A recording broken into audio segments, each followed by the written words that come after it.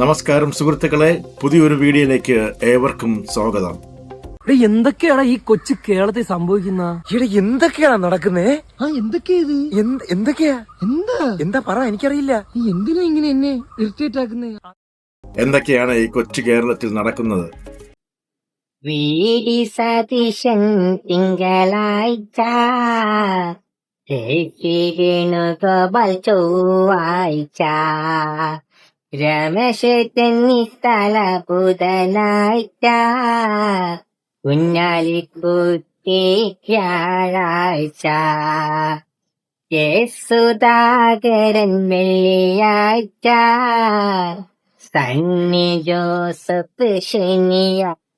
കോൺഗ്രസിലെ 3 നേതാക്കൾ ചേർന്ന്, അതായത് VD സതീശൻ, KC വേണുഗോപാൽ, രമേശ് ചെന്നിത്തല ഒരു വലിയ പ്രതിസന്ധിയാണ് കേരളത്തിൽ സൃഷ്ടിച്ചത്.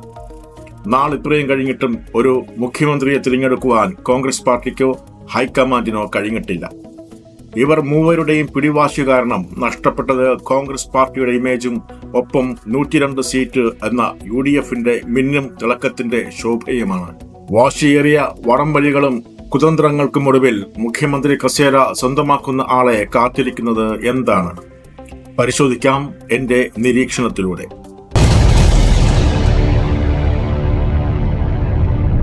ജനഹിതം അട്ടിമറിച്ച് KC വേണുഗോപാലിനെ മുഖ്യമന്ത്രിയാക്കിയാൽ കോഴിക്കോട് കോട്ടൂർ കോൺഗ്രസിൽ കൂട്ടരാജി ഉണ്ടാകുമെന്ന് പ്രഖ്യാപനം. KCയെ മുഖ്യമന്ത്രിയായി പ്രഖ്യാപിച്ചാൽ കോട്ടൂർ ഗ്രാമപഞ്ചായത്തിലെ 2ാം വാർഡ് കോൺഗ്രസ് കമ്മിറ്റി പിരിച്ചുവിടാൻ അംഗങ്ങൾ തീരുമാനിക്കുകയാണ്. VD സതീശന് എതിരാണ് തീരുമാനം എങ്കിൽ കൂടുതൽ പ്രതിഷേധം ഉണ്ടാകും എന്ന നിലയിലാണ് അവരുടെ വികാര പ്രകടനം. ഞങ്ങൾ ഒരുപാട് യുവാക്കൾ സാറിന് തന്നെ അറിയാം, സാറിന്റെ നിലപാട് ഞങ്ങൾക്ക് അറിയണം, കാരണം ഞങ്ങളുടെ MP ആണ്. ഇതൊക്കെ കണ്ട് നിങ്ങൾ ഞെട്ടിയോ? ഞെട്ടിയെങ്കിൽ ആരും ഞെട്ടണ്ട. കോൺഗ്രസ് എന്ന മഹാപ്രസ്ഥാനത്തിന്റെ ജനാധിപത്യ സൗന്ദര്യമാണ് നമ്മളിപ്പോൾ കാണുന്നത്. മുഖ്യമന്ത്രി കസേരയ്ക്ക് അർഹരായ ധാരാളം നേതാക്കൾ ഉണ്ട്. അതുകൊണ്ട് മുഖ്യമന്ത്രിയെ തിരഞ്ഞെടുക്കുവാൻ പെട്ടെന്ന് കഴിയില്ല. കോൺഗ്രസ് ഒരു മഹാപ്രസ്ഥാനമാണ് എന്നൊക്കെ പറഞ്ഞ് ന്യായീകരിക്കുവാൻ ഉൾപ്പുണ്ടോ നിങ്ങൾക്ക്? ഇങ്ങനെ കഴിവുള്ളവർ ധാരാളമുണ്ടെങ്കിൽ പ്രധാനമന്ത്രി ട്രോളിയതുപോലെ ഓരോ വർഷവും ഓരോ നേതാക്കൾ മുഖ്യമന്ത്രിയാകട്ടെ. 5 വർഷം 5 നേതാക്കൾക്ക് ഭരിക്കാം. അപ്പോൾ പ്രശ്നം സോൾവ്. നിങ്ങൾ ആരെയാണ് വിഡ്ഢികളാക്കാൻ ശ്രമിക്കുന്നത്? കോൺഗ്രസ് പ്രവർത്തകരുടെ മാത്രം വോട്ട് കൊണ്ടാണോ നിങ്ങൾ വിജയിച്ചു കയറിയത്? മുസ്ലിം ലീഗ് ഉൾപ്പെടെയുള്ള ഘടകകക്ഷികളുടെ വോട്ടും ഒരു മാറ്റം ആഗ്രഹിച്ച സാധാരണ ജനങ്ങളുടെ വോട്ടും ചേർന്നല്ലേ ചരിത്രത്തിലെ ഏറ്റവും വലിയ ഭൂരിപക്ഷം നേടി നിങ്ങൾ ജയിച്ചത്? അധികാരമോഹികളായ 3 നേതാക്കൾ, അവരുടെ പക്ഷം പിടിക്കുന്ന മറ്റു നേതാക്കളും പ്രവർത്തകരും. ഇതാണോ നിങ്ങൾ പറഞ്ഞ ആ ജനാധിപത്യത്തിന്റെ സൗന്ദര്യം? പച്ച മലയാളത്തിൽ പറഞ്ഞാൽ തോന്നിവാസം, അത്ര തന്നെ. കോൺഗ്രസ് നേതാക്കളുടെയും MLA-മാരുടെയും സോഷ്യൽ മീഡിയ റേറ്റിംഗുകൾ കുത്തനെ താഴേക്ക് ഇടിഞ്ഞു. പോസ്റ്റുകളുടെ താഴെ കോൺഗ്രസ് പ്രവർത്തകരുടെ ന്യായമായ ചോദ്യങ്ങളും ഇടതുപക്ഷ BJP പാർട്ടി അണികളുടെ ട്രോളുകളും കൊണ്ട് നിറഞ്ഞിരിക്കുകയാണ്. MLA-മാരും മറ്റു നേതാക്കൾക്കും ഉത്തരം മുട്ടിയ അവസ്ഥയാണ്. തെരഞ്ഞെടുപ്പ് ഫലം വന്നിട്ട് ഇന്നേക്ക് 10 നാൾ പിന്നിടുകയാണ്. ഇതുവരെ ഒരു സമവാക്യത്തിലെത്താൻ കോൺഗ്രസ് ദേശീയ നേതൃത്വത്തിന് കഴിയാത്തതിൽ മുസ്ലിം ലീഗിന് കടുത്ത അതൃപ്തിയാണുള്ളത്. ഇന്ന് അവർ ഉന്നതതല യോഗം കൂടുകയാണ്. മുസ്ലിം ലീഗിന്റെ സപ്പോർട്ട് VD സതീശന് തന്നെയാണ്. വിജയിച്ചിട്ടും ആ വിജയം വേണ്ട വിധം ആഘോഷിക്കാൻ ഉള്ള അവസരം നേതാക്കൾക്കും അണികൾക്കും നഷ്ടപ്പെട്ടു. ഇതിന്റെയൊക്കെ പൂർണ്ണ ഉത്തരവാദിത്വം തമ്മിൽ മത്സരിക്കുന്ന ഈ 3 നേതാക്കൾക്കും കോൺഗ്രസ് നേതൃത്വത്തിനും തന്നെയാണ്. എന്തായാലും കോൺഗ്രസ് പാർട്ടി ഇപ്പോൾ പൊതുജന മധ്യത്തിൽ ഉടുതുണി അഴിഞ്ഞു നിൽക്കുന്ന അവസ്ഥയിലാണ്.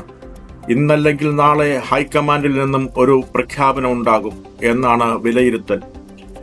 ആ പ്രഖ്യാപനത്തിനു ശേഷം നാടകീയ രംഗങ്ങൾക്കും കേരളം സാക്ഷികളാകും. തമ്മിൽ തല്ലി മുഖ്യമന്ത്രി കസേര ആര് സ്വന്തമാക്കിയാലും അവരെ തേടിയിരിക്കുന്നത് വലിയ പ്രതിസന്ധികളും വെല്ലുവിളികളുമാണ്.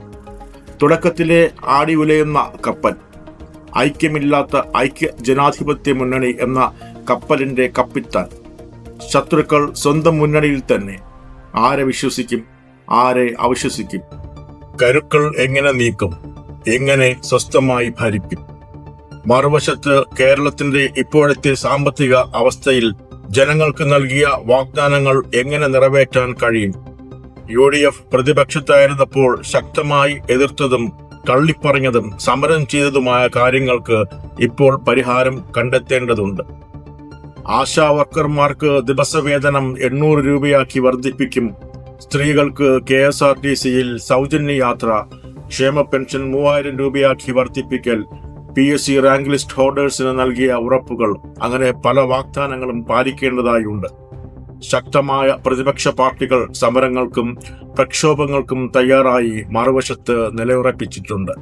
അങ്ങനെ കടുത്ത വെല്ലുവിളികളാണ് സ്വന്തം പാളയത്തു നിന്നും പ്രതിപക്ഷത്തു നിന്നും പുതിയ മുഖ്യമന്ത്രിയെ കാത്തിരിക്കുന്നത്. എന്തൊക്കെ സംഭവിച്ചാലും അതിന്റെയൊക്കെ പൂർണ്ണ ഉത്തരവാദിത്തം മുഖ്യമന്ത്രിക്ക് തന്നെ.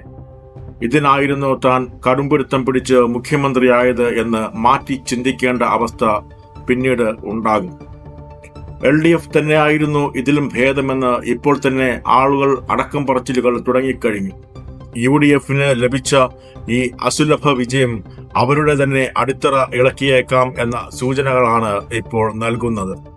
എന്തായാലും തങ്ങളെ വിജയിപ്പിച്ചുവിട്ട ജനങ്ങളെ നോക്കി കൊഞ്ഞണം കുത്തുന്ന ഒരു പ്രത്യേകതരം പാർട്ടിയായി കോൺഗ്രസ് പാർട്ടി മാറിക്കഴിഞ്ഞു. അധികാരമോഹവും ഗ്രൂപ്പിസവുമാണ് അവർക്ക് മുഖ്യമെന്ന് അവർ വീണ്ടും വീണ്ടും തെളിയിച്ചുകൊണ്ടേയിരിക്കും. പുതിയ മുഖ്യമന്ത്രി ആരായാലും അവർ ഇരിക്കാൻ പോകുന്ന ആ മുഖ്യമന്ത്രി കസേരയുടെ കാലുകൾക്ക് അധികം ബലം ഉണ്ടാവുകയില്ല. അതിന്റെ അടിത്തറ ഇപ്പോഴേ ഇളകിക്കഴിഞ്ഞു, അല്ലെങ്കിൽ നിങ്ങളുടെ ഒപ്പമുള്ളവർ ഇളക്കിക്കഴിഞ്ഞു. അപ്പോൾ മറ്റൊരു വീഡിയോയുമായി വീണ്ടും കാണാം. നന്ദി, നമസ്കാരം, ഗുഡ് ബൈ.